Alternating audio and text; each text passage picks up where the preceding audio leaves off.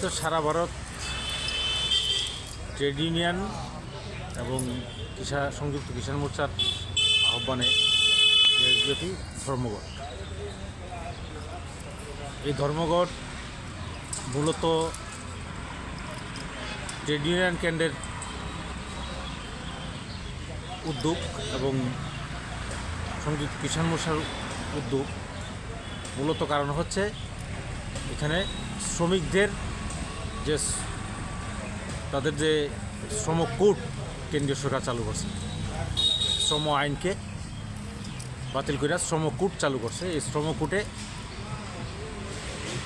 যে কাজের যে অধিকার, এই অধিকার থেকে তারা বঞ্চিত হইব। এখানে আইনগতভাবেই তারা 8 ঘন্টা কাজ, 8 ঘন্টা বিনোদন এবং 8 ঘন্টা বিশ্রাম, আজকে কেন্দ্রীয় সরকার এটাকে বাতিল করে 12 ঘন্টা 14 ঘন্টা ওভারটাইম ওয়ার্ক, এটা এই শ্রম কোডের মাধ্যমে কার্যকারী করছে। এবং বীজ বিল যেটা কেন্দ্রীয় সরকার লাগু করছে, তাতে কৃষকদের যে কৃষিকাজের ক্ষেত্রে এই বীজ এটা বিদেশ থেকে আইব এবং আমার দেশের যে প্রকৃত প্রাকৃতিক এবং ভৌগোলিক পরিবেশ, তার মধ্যে দাঁড়িয়ে আমাদের দেশের কৃষকদের এই জমিতে কী ফসল হইব, এটা বিদেশ থেকে বীজ আইনা দেওয়া হইব। তাতে অ্যাকচুয়ালি জমিতে যে ফসল উৎপাদন হয় সে বীজ এই মাটির সঙ্গে ম্যাচ করে বা এই কৃষির সঙ্গে ম্যাচ করে, এরকম বীজ কৃষকরা পাইত না। তাতে এই বীজ বিল বাতিল করা।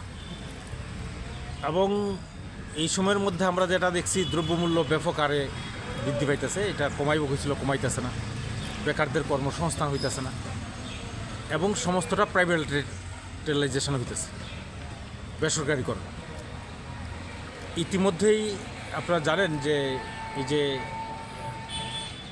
মার্কিন যুক্তরাষ্ট্রের লগে কেন্দ্রীয় সরকার একটা চুক্তি করছে, এই আমেরিকার থেকে যে পণ্যগুলি আইব তার উপরে শুল্ক লাগু করা হয়েছে। কিন্তু আমাদের দেশের থেকে যে রপ্তানি হইব যে পণ্যগুলি, তার উপর শুল্ক 50% আরও বেশি চাপাই দেওয়ার চেষ্টা করতেছে।